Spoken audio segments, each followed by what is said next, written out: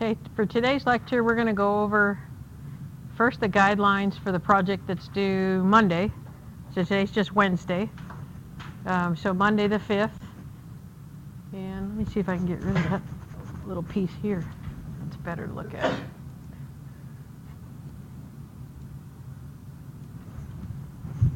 Okay, so the project that we had was for the home lawn for Mr. Hauschel. I was just trying to find my copy of it.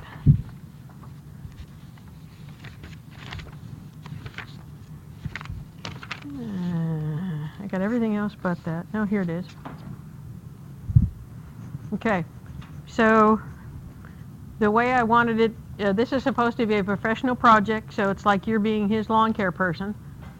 So that's why I said the project has to be printed out in a professional manner. Okay, not just scribbled on a piece of paper like we might do for something else. This needs to be professionally done because that's what we're trying to get you to do. So this would be something that you would actually present to the customer. Okay. To put this together, you need to use your labels and select at least 3 fertilizers to use within your program. So I'm going to be looking for the neatness on it for 10 points. I'm going to be looking for the fertilizers for 10 points. Again, within this, I gave you pretty broad latitude because I didn't tell you where he lives. So you can tell me where you want to put him. If you want to put him in China, if you want to put him in, Hawaii, just tell me where he is and what grass he has on his lawn. Okay, and I didn't mention it in here, but it might not be a bad thing to tell me how old do you think it is. Want to make a difference? If it's a newly established lawn or if it's an older one, what I'm going to do to it. I mean, if you think about it, we'll talk more about what I want to do is just go through this first as to how it's going to be graded. And then let's go through all the points and write them down as to what we need to think about when we're putting this together. So the reason we're doing this instead of an exam is so that you can put your thoughts together when you go out into the field. Okay? Because an exam is not going to help you figure out how to put all these things together. And that's what I think will actually be more valuable to you. Okay, so when you put this program together, you need to make sure that you put the dates that you're going to apply the applications, the rate. So you're going to need pounds of product per 1,000 square feet and the total amount of product you're going to put out at each application. That's more for the customer, just so he knows what he's paying for. Okay, I'm putting out this many pounds of product. And with that small of a lawn, do you think you're going to have a lot of product to put out? Probably not, okay? And the type of fertilizer, and that's why we did some of those problems on water soluble and water insoluble, the total nitrogen. And you can start the other way too if you know that, you've got 31% nitrogen and 15% is water soluble and 16% is water insoluble. Figure out the total in and then just go back and multiply by 15 and 16% to figure out what portion is what, if that makes more sense to you. Okay, but I need to know that you know what you're putting out. And you've got formulas to figure out the cost of your application. So, and again, I didn't put in anything in here, but hopefully you're going to give yourself a little bit of a bump up for your labor. I don't see that anywhere in here. I mean, that wasn't what I was doing, but if you're going to go over to his house, you're probably going to want at least $50 to cover your cost for gas and equipment and everything else, right? Not just for the, well, I would just, so you'd have labor costs, And then the other thing for the cost for the fertilizer, if you've got to buy it, there's probably going to be a markup on it too, isn't there? So you can just pad your cost on that by 10% or whatever. Whatever you think will help you make a margin. If you talk to somebody and set up a business, that'll help you. Okay, so you're going to do each application, and then you're going to need a total at the end, just for how much total nitrogen you put out, both water soluble and insoluble, and that'll be with the cost. So at the end, it just totals up everything, so he can look at it and see what he's getting. And this whole thing, when you put it together, it's only going to be 2 pages probably. It's just what's your thought process in putting it together. And I don't care if you guys work together. Matter of fact, I think it'd be good if you talk about what you're doing and why you're doing it. Okay, your projects just cannot be the same. You can't use the same products, in the same order, the same time. Okay, it has to be your project. Okay, why did you do it that way? Why are you doing it? And I think you'll learn a lot more. Okay, so I'm going to close this particular document. Any question about that? Because I think that adds up. This is only worth 50 points, right? 1, 10, 20. Did I miss a 10 in there someplace? I think I forgot to put a 10 in there because I see 10, 20, 40, and I don't, no, there's 50 down here. So it's 50 points. Okay, let me close this document, and I'll go to some of the materials that we think we might need to think about. Oh, come here. Why won't it let me? Oh, I see. I'm hitting the wrong button.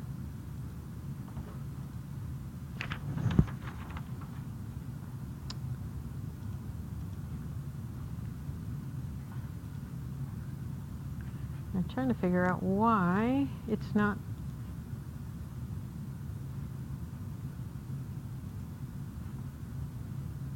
Oh, I have to push this. Okay.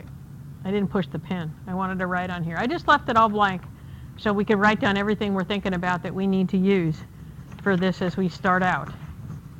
And I think I already gave you, the sheets with the slides on it, with the how long it lasts. But this has got some of the formulas and the, like for calculating your water insoluble and stuff like that on one page. Or do you want this, or do you want to just use those 2 slides you already have made up for? Yeah. So this has everything on one page, so you don't have to go back to the slides. This is out of 512A.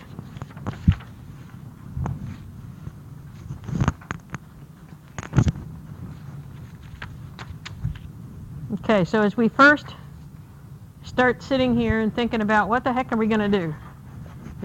I've got this project. I got to design this plan for this guy. I don't know anything about him other than what did I tell you? He has what? A daughter, a dog. What else does he have? He's got the lawn's only 4,500 square feet. And he wants his yard to look nice. Okay, so what I interpret out of that is nice means it's going to be at least moderate maintenance, not low maintenance. Okay, so what does that tell you if I can't write here, if I'm going to get a nice yard? What do you think, what does that tell you that you need to do? Or if that's where he wants to get to. What's number 1 that you've got to do? Yeah, or I mean just to design anything, what do you have to know? How big is it? Well, okay, size. Did I give you anything about, I didn't say anything about any of the soil types or shade, did I? Okay, so soil types. And you may be able to get that, if you're in an area and you've had soil tests done before, you can do that, or you could pull a soil test for them. So there's another thing, if you decide you want to put that in with your particular project, where he hasn't had a soil test done for a while and you want to see whether he's deficient in potassium or phosphorus or something like that, which probably he wouldn't be if he's here in our place, right? Because we have adequate calcium and phosphorus and potassium. But you could add in a soil test and just say, hey, I'm going to do that this first time before I ever put anything out, because I want to make sure that I'm not putting back something that I don't need to. Okay, or maybe, and we can have you don't do the soil test. Have you pulled a soil test before? Any of you in the field? Did you get to do it in any of your internships at all? No? You ever watched them at all? Okay, basically they'll probably be they'll take a 1-inch soil probe and they'll go down about 3 inches. And of the area that you're testing, they ask you to put together, Matt's got some soil testing, well, those are all soil testing bags over there. Okay, and so you'd get enough, you collect it, basically we air dry it, we pull all the grass off, don't want any thatch or grass, and then we just put it all together. If I have spots that look unhealthy in one area, I pull separate cores from that and turn it in differently. Okay, I'll put it in a different bag if I think it's different. Oh, he did?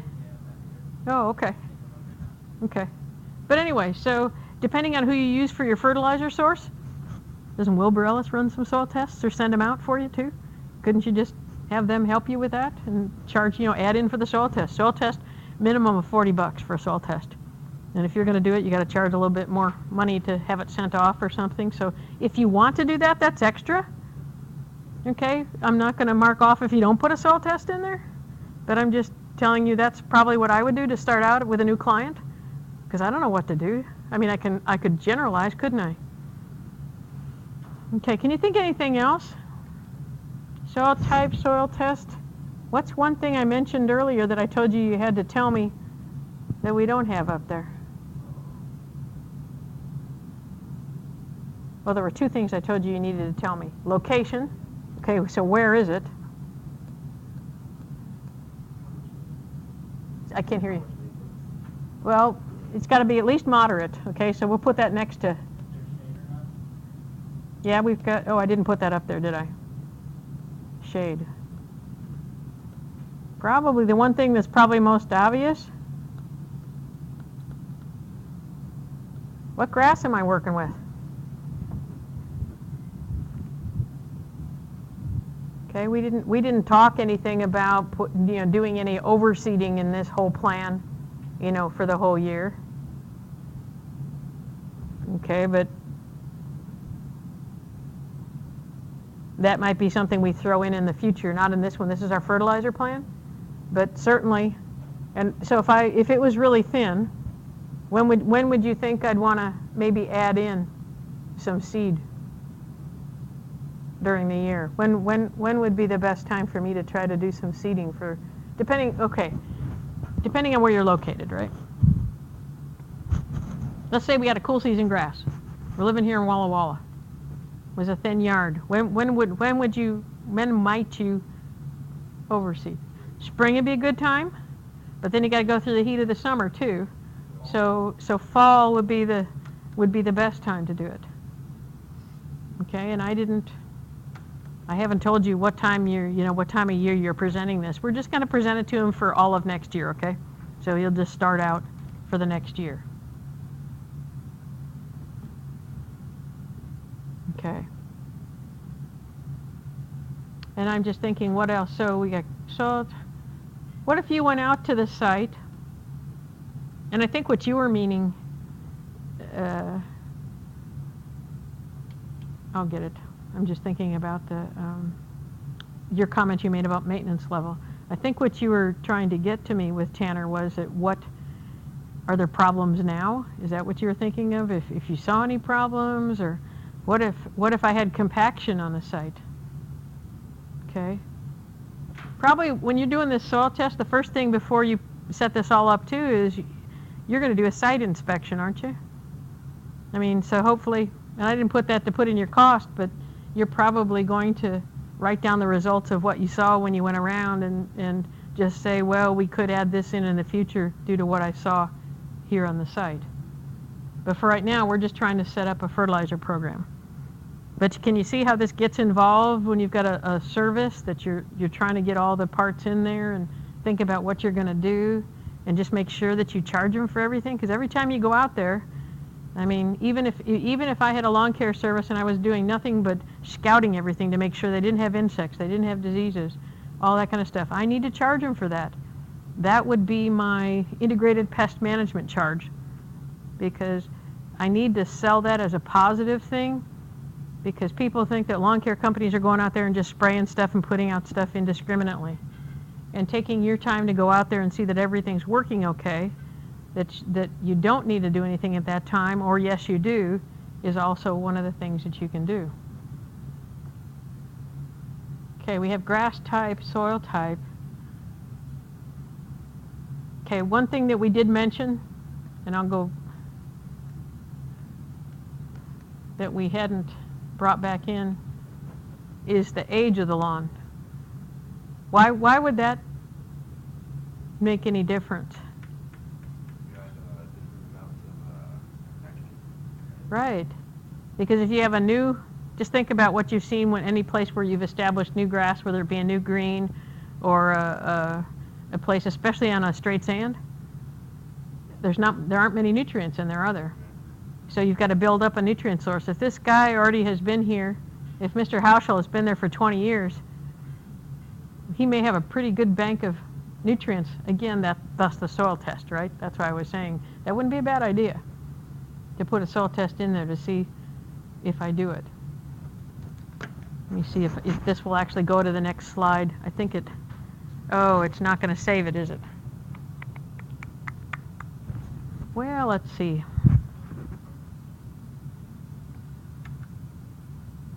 Okay, it's going to do that. All right.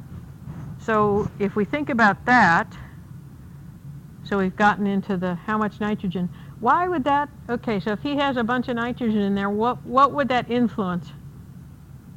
Of course, does my soil test show me how much nitrogen there is in there? No, a soil test tests phosphorus, potassium, magnesium, calcium. We don't test nitrogen because it moves up and down so much. They don't have a real good soil test for that. But you can almost tell by the health of the plant what's there. And I would have to balance it with my tissue test too. Okay. Could I tell maybe by, well, obviously soil type, but soil color might help me a little bit too, right? The darker soils will have more organic matter in it, so it might hold more nutrients. But if we're here in Walla Walla, what do we have in a lot of places though? What do we have here all over campus? Gravel. I mean, we don't have any soil, we just got a bunch of rocks. Okay? Nutrients don't adsorb very well to rocks, do they? So it kind of... So while you're designing a fertilizer program for them, what may happen is you look at it, if you can't improve the lawn enough, it may end up that you actually end up reestablishing everything in a later date after you've evaluated everything. But we're not going to worry about that for this project. Okay, we're just going to set them up a fertilizer program to get them and put as many things as you can think of that would affect that.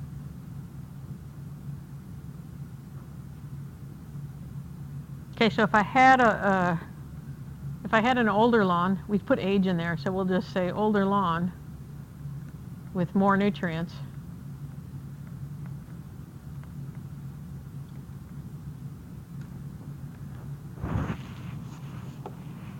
What might that do to my applications?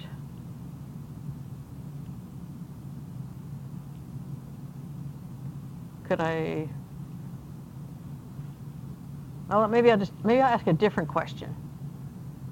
Okay, when we went through just basic fertilizing, we gave an average amount of fertilizer over a full year, right? What was it for an average home lawn? About 4 pounds of nitrogen. That was a general number per 1,000 square feet per year. Okay, if I have a lawn that's got a lot of nutrients in it, maybe I could back off a little bit, right? Instead of 4 applications, maybe I could do 3. We'll design him for 4, but you know, if my soil test comes back a little different, I could justify backing off a little bit. Minimum of 3. But, you know, a standard would be, you know, would be 4.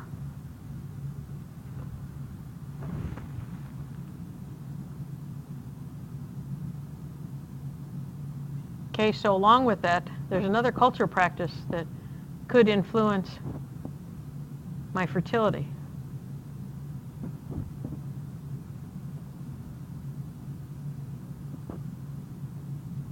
When I'm mowing, do I return the clippings or take them off? So that's a good question to ask him. You know, just say, hey, I talked to him and he said he's taking his clippings away. So that means less nutrients. So returning clippings, if you're fertilizing your lawn, you know, 4 times a year, so you're putting out 4 pounds. If I'm returning the clippings after a couple years, I can back off on one whole fertilizer application because I've returned clippings. So returning clippings can give me as much as a pound of N per year. Pound of N per 1,000 per year. Okay, plus I don't put them in the landfill, right? I mean, I don't know. We don't have a real good recycling program here in Walla Walla. And I don't have a plant, one of those containers that recycles plants. I just have one for papers and stuff like that. So on the west side, they do a lot of that for making compost. So they actually will take the clippings and they use them for their compost. Okay, so returning clippings. So that could be a recommendation you make to him. So say, you know, okay, this year I'm going to put 4 applications on. If you have continued business, you know, we may go to 3 applications because you're returning your clippings now and mowing on a regular basis.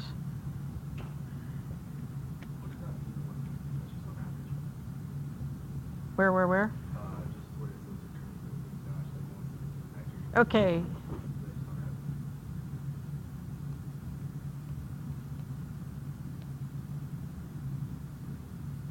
Yeah, research has shown that that's about what you're going to be turning back. If you're fertilizing on an adequate basis, which is about 4 pounds of nitrogen per year on a home lawn, returning the clippings, that you're probably going to have it, because grass is 95% water. Okay, so if I'm returning the clippings, that's all breaking down and going right back into the soil. Does that make more sense now? Okay.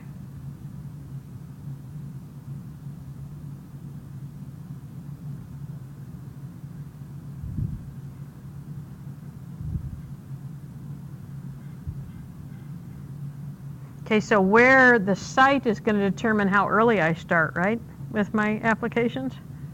So so what are you thinking basically for timing of applications? Maybe just in general, if you're thinking about, I'll just put down application timings.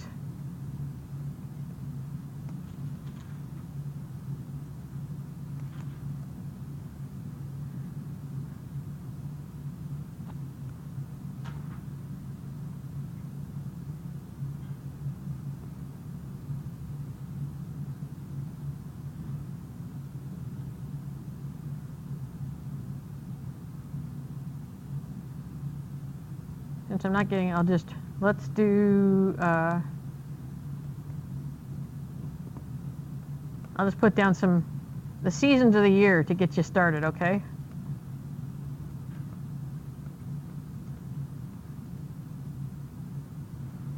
And if we think about, again, now this will be for a cool season grass.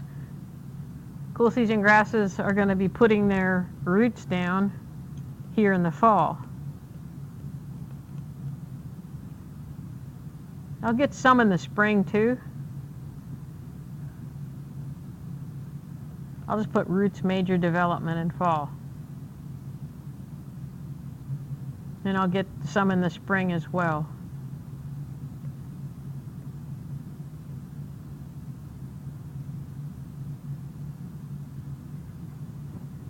Okay, so I'm just thinking about and I should put in here, this is for cool season, okay? Because I know we've got some guys with warm season grasses. So if I keep these same seasons, I'll just put a line here and I'll put WS for warm season here. So if I keep these same seasons, my warm season, my roots are going to develop here in the summer and spring. Okay, so and I'm going to, as I go through fall and winter, I'm going to be, as soon as I get frost, it's going to go dormant and I'm not going to want to push it. So my timings are going to be different in the southern region than it would be in the northern region. Okay, so if I'm looking at the optimum time for grass growth with the warm season, my optimum growth is going to be here. Ooh, I hate that. In summer. Okay, for roots and for shoots.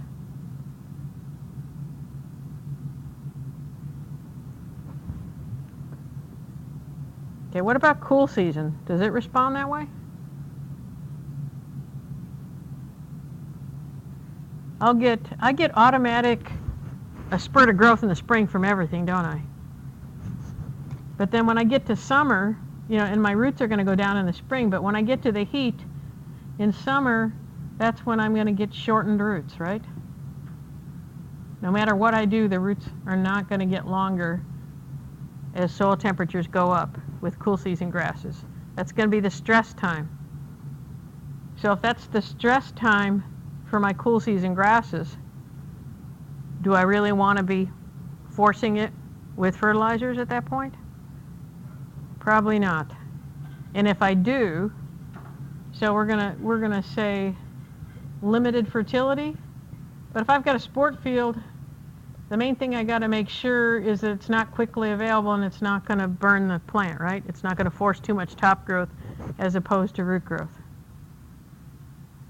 Okay, so as I look at that, when we talked about fertility before on cool season grasses, we actually picked out, do you remember the holidays I mentioned? What was the first fertility date? What's an early holiday in the spring? Well, yeah, that's pretty early. Groundhog's Day, he said. How about Easter? We'll start with Easter. Okay, that's pretty early. So that's, what, Aprilish, maybe? Okay. Next one is Memorial Day. May, right? End of May. Easter, Memorial Day. Next big holiday to remember is Labor Day. And then depending on where you're at, and again, this is for Washington, at least.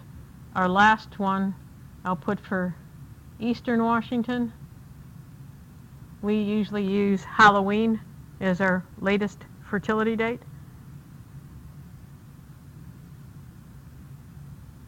And on Western Washington, we're usually at Thanksgiving for the latest. Because there's a month difference between the freezing. The west side is usually, it's warm for about a month longer, and that's our last fertility. Okay, does that help give you some guidelines on fertility timings for your cool season grass then, as we talked about? Okay, probably gives you a little bit better outline for that. Okay, and I know I talked about this before, but if I had adequate nutrients, probably, and I wanted to back off on any of my applications in a fertility program, Easter would go first. Okay, if I had to cut the budget and drop one off, because I'm going to get a spurt of growth whether I fertilize or not in that first part of spring. Okay, so if I had to drop one, I'd stick with Memorial Day, Labor Day, and then whatever the late fall fertilizer was. Okay, and then if they were on even a more stringent budget, of course Mr. Hauschel is not. Remember, he didn't say he was on a budget. But if I had to, then I might drop the fourth one off. Okay, so my two most critical times to be fertilizing are Memorial Day and Labor Day. The time when I put my roots on in the spring and the time when I put on my roots in the fall. Okay, because I'm just starting to get warm enough for the plants to really get going in the spring. Well, they already are going by Memorial Day. Sorry. And then Labor Day, I'm coming out of the heat of the summer and getting into the time where my soil temperatures are going to start dropping a little bit and I can get more active growth. Does that make sense? Okay, so whenever I'm making that application, the time of the year will probably determine which one of those products I'm going to pick from the list that you have. Okay, you've got some quick release products, which are all water soluble nitrogen. And you've got a couple of them, I think, that are 30% water insoluble or slow release. And I think the highest percent slow release in the products you have is probably 50%. Okay, so as you get into the warmer months, or you want it to last through that summer period, it's better if you use a slow release product in there.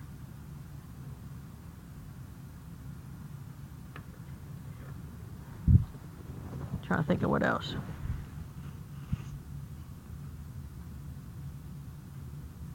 Okay, so we've gone through product, application. No, you need to give me an application rate. Okay, so up till this point, our rule of thumb is I really still don't want you to put out more than 1/2 pound of quickly available or water-soluble nitrogen in one application just because it'll grow like a son of a gun. Okay, that has nothing else to do with anything else other than you want to make it grow on a more even basis, so you're going to have more slow release in your product. Okay, if I pay more for a product and it's and I didn't give you a label for an organic product, did I? So you don't have something like Milorganite or anything in there, so I don't think I gave you that choice. So you don't have to think about that for this project. But if I had a organic product, I'd probably put that out at Memorial Day, you know, and let it go through the whole summer and release, because it depends on microorganisms to be broken down, because it's got to go from the ammonium that's in the product, it's got to be broken down and oxidized into nitrates, right? Because a plant has to take up the nitrates. So it's going to take time to break down.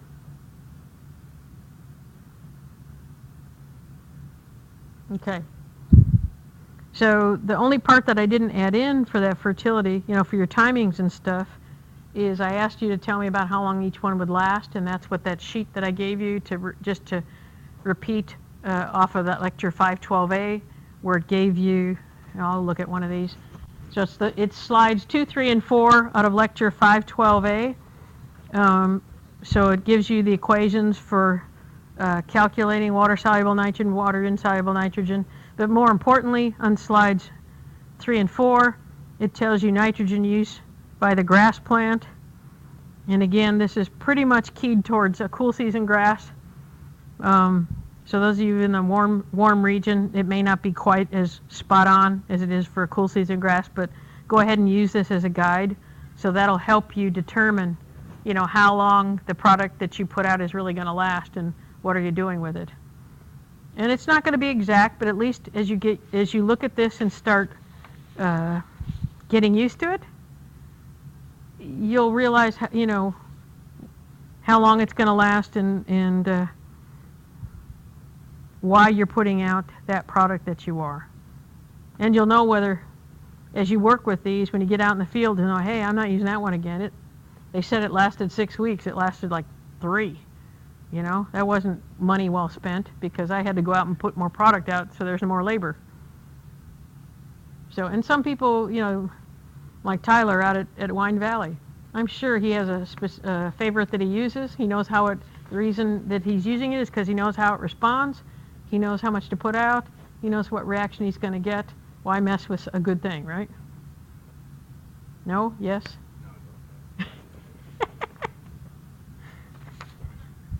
It's the end of the day. People are not doing that too well. Okay, I'm trying to think. I think I've hit most of the topics. I'm trying to think if there's anything else that I haven't gone through. Because you just need to look at the labels that you have there and pick your 3 products. And I think I've gone through all the things you need to think about to put it together. And so basically you just have to tell me, you know, why you're doing what you're doing. And I think I can't think of anything more to go over on this project for you. Do you have any questions? And the audience is quiet. Okay. All right. Well, I'm not going to be introducing anything new because I want you to spend time on working on these. That's what this period is for, is to go through this and select your products and get them going. Okay. And Friday, the same thing. I'm not going to be selecting anything else because you're going to be working on these projects. You've got the fertilizer app due as well. I don't know if I brought that with me today. The Fairway. I didn't mean fertilizer. I meant the Fairway application. because this project is due on Monday, and the Fairway project is due on, it should be the 9th on Friday. Isn't that what I told you? Okay. All right, so you have 2 projects to work on. Okay, so if you need help with anything, you know, I'd be happy to stay in here now and help you with some things that you need to go through. Because we still got time to cover anything if you have any questions. Tanner looks like he's going to fall asleep on me, so I'm not sure what we're going to do. And then again, I will be here on Friday. I probably won't be sitting down here in the classroom, but this time is set aside to go over anything you want. So even though you don't need to be here in the classroom, you should be working on your project, and I'll be available for any questions you have on setting this thing up. Okay? And if you don't have a computer at home, there are computer labs in here that you can use, you know, get it written up, you know, come in here and use the computers to print it out. Does everybody have access to a computer? Okay, I just want to make sure, because I don't want it to be the hold-up point on something, so that we can get that. Okay, if you don't have anything else, I'm going to stop this videotape.